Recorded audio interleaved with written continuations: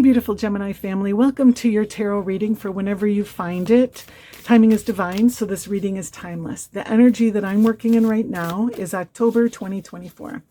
So the energy that Gemini is reflecting back to the cosmos right now is the Nine of Pentacles. And Gemini's path is Knight of Swords, Five of Wands, Two of Swords, Two, the Lovers, Four of Swords, the Moon, and your advice card is the Tower. Beautiful. All right. So the energy you're carrying with you right now, what you are reflecting back to the cosmos at this time, Knight of Pentacles, this is like the Nine of the Higher Arcana is the Hermit card, right? So this is the Hermit of your manifest reality. You know, Pentacles is your physical expression, right? So you are self-sufficient at this time in some way. You are maybe self-employed, a business owner. You are working on your own, living on your own. For some of you, not in relationship. For others, in a relationship, but using your own voice, following your own path, honoring yourself, you know, practicing self-care. Again, we'll get clarifiers for each of these, but this is just really self-empowered, self-sufficient energy of creating and living within a world of your choosing. So that's beautiful. And your path, this is a very, very destined card. The Knight of Swords is actually the Yod. It's an astrological aspect called the finger of God. And so this is a point in destiny. So destiny calls you forth to a path, really. Timing, like I said before, timing is divine. So the universe was waiting for just this moment for things to unfold just so in your life, right? So tick. The clock strikes 12, and now you know have to leave the ball, and for some of you, but now the clock strikes 12, and things have to shift. There is a huge shift, and there could be a message that announces this. You know, with the Knight of Swords, there's often a message, and even if it's not an external message, like something that comes to you from someone else, this is something that you realize through your own connection to spirit, right? This is your intuition telling you. For a lot of you, this is a revelation, a download, just a knowing for a lot of you. And this is you like coming to a point within, keeping your center in the face of great change. You know, the Five of Wands is a very empowered energy. You know, usually this is seen as a card of conflict and competition because in the Rider-Waite-Smith deck, there are 5 people with sticks and they are practicing fighting with each other, or they're really fighting with each other, you know. So a lot of people see this as a competition, right? Or honing your skills. But here in this deck, you have chaos all around you, right? There's drama. Really, the Five of Wands could be seen as a lot of drama and chaos in the outside world, and you holding your center, the peace lilies at your breast. So understanding that spirit is with you, keeping close to spirit, keeping close to your truth, staying grounded, not being knocked off your path, or not being knocked off center, and anyways, in the face of drama, right? So, and then you have Two of Swords. This is an uneasy truce. This is 2 energies perhaps in your life that need to reconcile with one another, and it's a temporary truce. And the Two of Swords, these 2 energies do not go together, but this is you holding space with the Five of Wands, holding space for this truce, you know. So you may have 2 people in your life that butts heads, or you may have 2 things in your life that don't like each other. Like you have a job that requires a lot of your time and a family that's asking you to spend less time at work. Or you may have a friend who, you know, isn't good for you, and you have a lover who wants you to do better for yourself, you know. Or you may be living in a situation that is too far from work. So, you know, it's the 2 don't go together. You know, there's 2 energies here. And there will be a choice that needs to be made with the Two of Swords. Because of this uneasy truce, there is a choice that must be made. And what's interesting is the card that follows is the Lovers. This is the crossroads, and it's the card of choices. And it's often seen as the card of choosing something. And I'm going to say this because you have this unicorn horn here. With the with the Lovers, this is making a choice that other people don't expect. People will look at you when you make this choice and go, well, didn't see that coming. Or, whoa, I did not expect that of her or him. Maybe they don't so much approve of your choice. Like you may choose a lover, for instance, who is not in your community. And the community would be like, I don't know about that, if that's going to last, right? Kind of throwing shade your way, or your family doesn't approve of the new beau in your life or boo in your life, right? The Lovers could lead to, getting cast out of that community or that living situation or even that family. Like a lot of times it does, right? So, I mean, that's how strong that energy is of making a choice, that divergent choice. Now, the Lovers doesn't always mean a divergent choice, but if you think about it, you have the unicorn horn here, right? Which is very, very different. There aren't a lot of unicorns in the world today, right? So it feels like you have found a unicorn. You recognize something special about this. Other people may not appreciate what that special thing is. And what really gives me this message is this is Adam and Eve in the Garden of Eden. And this is the angel that blesses them in the garden, right? But then they make a choice that spirit doesn't approve of. And what happens? They get kicked out. They get expelled from the garden, right? That's the story. So, it feels like there is you following you following your heart, you opening up to something that really speaks to you, right? From this place of being really centered, right? And you have clarity too with the Knight of Swords, and it's time, it's destiny, the Yod, right? So, and you're not too worried about whatever this community or thing, this energy in your life doesn't resonate with it. If it's a job, that's all right. You have Nine of Pentacles. You can just work for yourself, type of thing, right? There is, again, that self-sufficiency that you can always lean on in a time like this. I just really feel that. And with the Four of Swords there, this is healing. This is staying connected to spirit. This is staying guarded and blessed. And he has his hand over a heart, like he's wearing a heart necklace and he's got his hand cupped over it, right? So he's wearing his heart outside. So it's vulnerable, but spirit is protecting him. He's protected. He's shielded somehow, and this fish is a blessing fish too. Like there's just a lot of blessings here. But the Four of Swords is recovery and healing. So it feels like, whatever this loss may be, or whatever whatever the Lovers, I keep wanting to say the Six of Swords, friends. So, okay, I'm going to say the Six of Swords is going to calmer waters, to going to a better situation. So I feel like whatever this choice is, it brings you to this card of peace and healing and recovery, which is a better situation. It's just more peace. And so is the Moon. This is a very, very peaceful card, but the Moon is also scary. The Moon is in, it's scary historically, the Moon card is, because you have to go through the dark forest, There's a dark forest here. There's a white dog and a black wolf, and the black wolf starts howling at this full moon. And so what does a domesticated dog do when he hears wolves howl? He howls. And that's because he can't help it, because a dog is a dog is a dog. And you are what you are. So it feels like your primal self is being honored. It's being rediscovered. It's being fed in a way that allows you to go through the dark forest. Like, I'm now brave enough to do that. I've gone through some other stuff, right? That I'm brave enough to go through the dark forest. And when you do, it's the opposite of the dark forest. It's an ascension, this gold pyramid, way up high. Like, that's your stairway to heaven, right? You can't get to here until you go through here, right?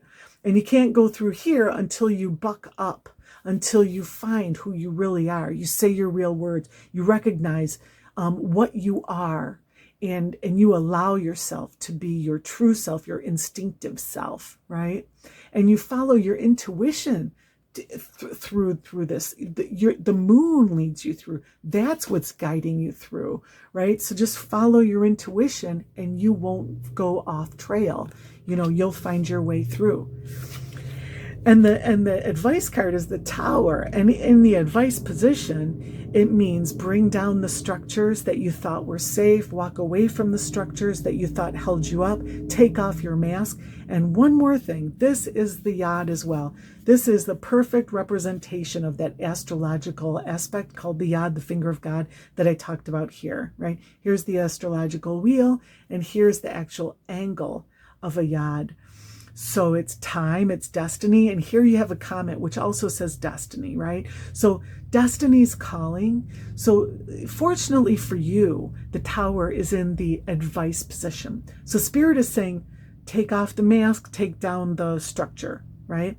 If it were in a non-advice position, Spirit would be doing this for you. But it feels like you're capable of doing this yourself. Not everyone is capable, trust me, of a Tower moment, of initiating a Tower moment for themselves. That is a big ask.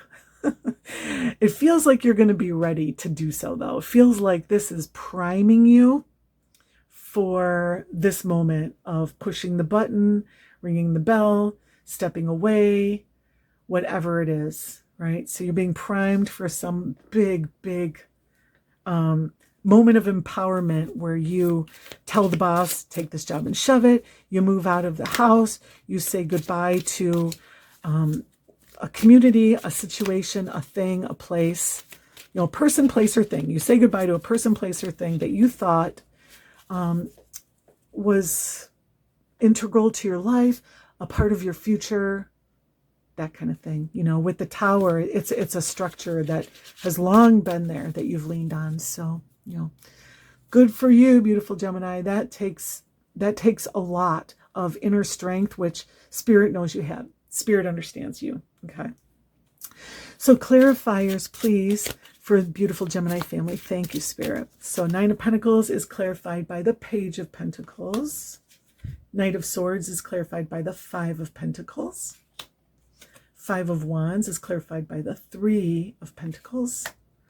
Two of Swords, clarified with the Wheel of Fortune. The Lovers, clarified by the Fool. Four of Swords, clarified by Death, Santa Muerta. Beautiful.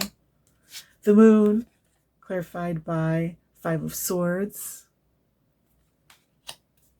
And the Tower, clarified by Ten of Cups. OMG. You couldn't get a better clarifier for the Tower card, beautiful Gemini. All right, so the Nine of Pentacles, that energy of self-sufficiency, that energy of self-containment, that energy of self-care, clarified by the Page of Pentacles. This is somebody who, again, practices has a strong practice of self-care.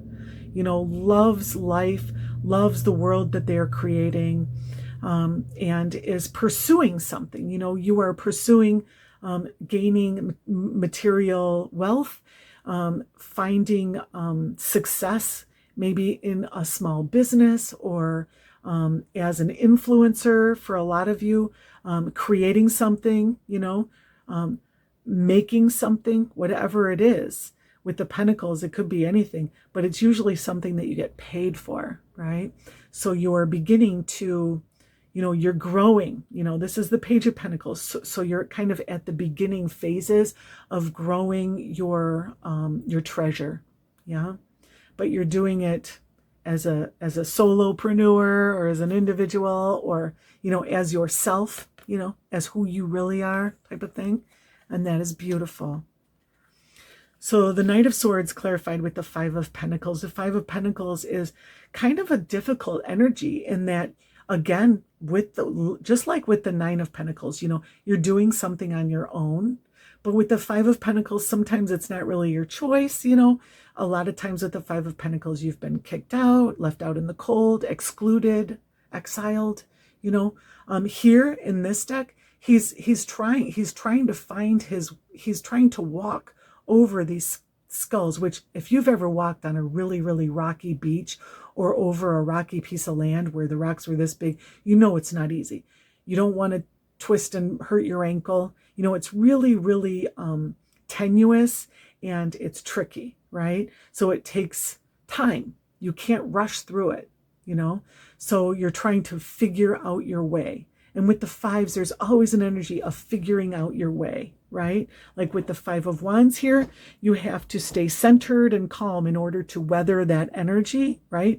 So here, in order to weather the energy, you have to go slowly and carefully and follow your intuition, your own inner knowing, right?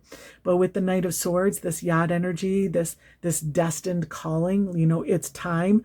Oh man, that's not so easy when you have to walk so carefully over the rubble. So it can feel difficult for you. It can feel like you're being asked to act fast, but you can't. You're being asked to run fast, but you can't, this is just a temporary time for you, a temporary situation, and you're going to get through it much, much for the better, for sure, right?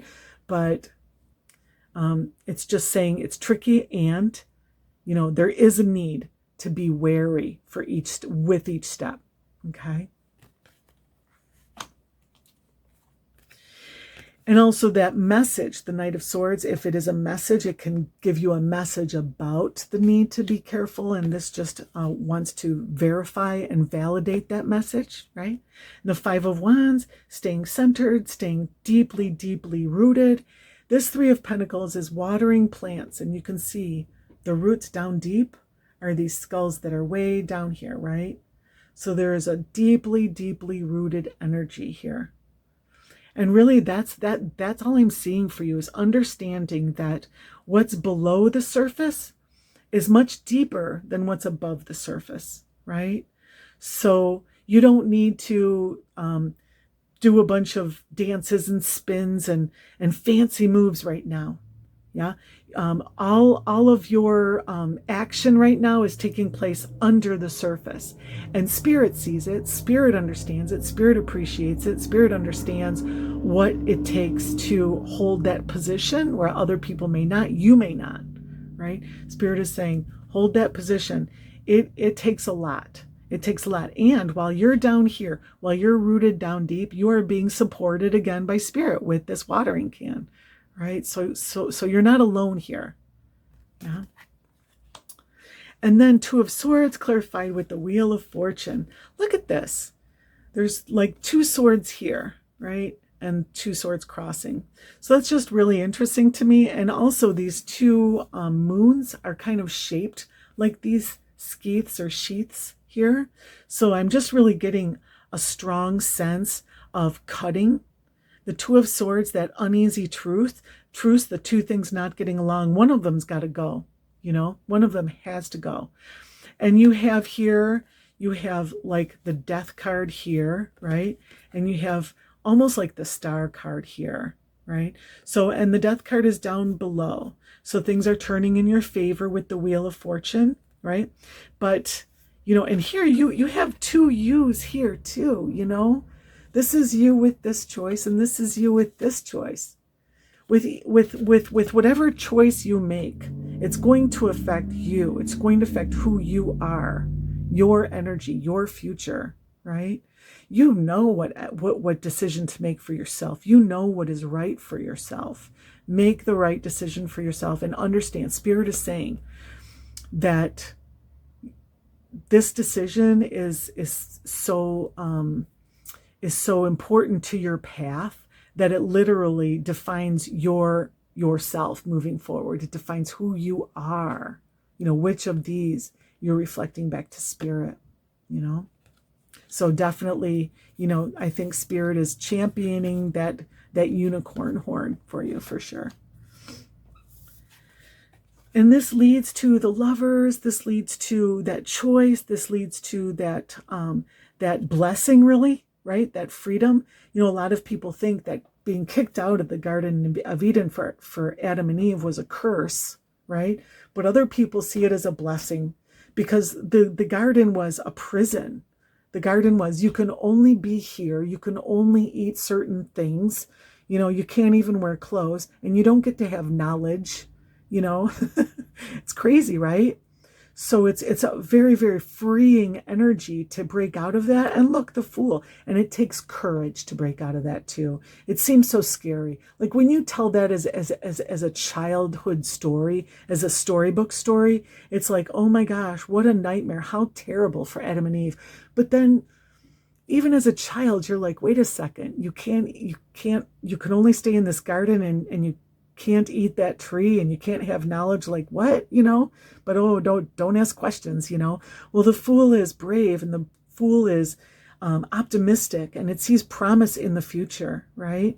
So this is courage and bravery in the face of what other people might see as a curse, right? And recognizing the blessing in it, optimism. There's a big bright sun here that's just shining the whole sky yellow, and there's this big bright sun here. This is a card of promise, and this is an action that leads you to great promise in your future, and it leads to a new beginning, a beautiful new beginning. And this healing energy that I got here is clarified by the Death card. This, and again, look at the sun behind her, just lighting up the whole sky. This Santa Muerta, she is guarding this crib, right? Just like Spirit is guarding you while you sleep. Like you are in this period of hibernation, or you will be in a period of hibernation as you recover from something. And how loved are you? Look at that. How loved are you? They love you. She loves you. Spirit loves you, So you have a beautiful future ahead. It's going to take a minute to step back. There could be meditation required, prayer required, some type of, there could literally be healing required for some of you, time to withdraw, whatever it may be. Honor that time, honor that energy, and know that you are being looked after with love and tenderness. Okay. And then it ends with the Moon, clarified by the Five of Swords. Five of Swords is definitely an energy of fear, right? So you really do have to step out of this fearful energy and ascend, following the path of the Moon, of your intuition, your instinct, right? Allow yourself to come out of that, free yourself. With the fives, and especially with the swords, open your throat chakra, say your words, tell your truth. There is a need to bust through this fear. There is a need to bust through this self-imposed limitation. I'm going to get one more clarified, because fear, clarifying fear. Let's just see if we can get one more here. Thank you. The Ten of Wands, the end of a period of great toil, the end of a long project, the end of a long work situation. It could be the end of a job, the need to quit a job, the need to allow a job or a position or a career or a business to come to an end, or of a money source to come to an end. But really with the Wands, this is work that you do. This is a harvest that you've done. And it may be hard to step away from a career or a business or something like that, but because you've put so much work into it, that could be what the fear is. Oh my gosh, I put so much work into this, how will I ever reproduce this? Or, how I've lost so much energy into whatever this thing is, for some of you. If I walk away from it, I lose all of that, and I feel like that's the dark forest, and you don't know the answer to that. But when you come through the dark forest up into this gold pyramid, the assurance is you will get the answer to that. Spirit will give you that answer. The Ten of Wands is literally telling you to put your burdens down, to bring your toil to an end, right? And then your advice, The Tower clarified by the Ten of Cups. So the Tower, again, that taking off the mask, bringing down a structure, again, leaving that job, that business, that career for some of you, that relationship, right?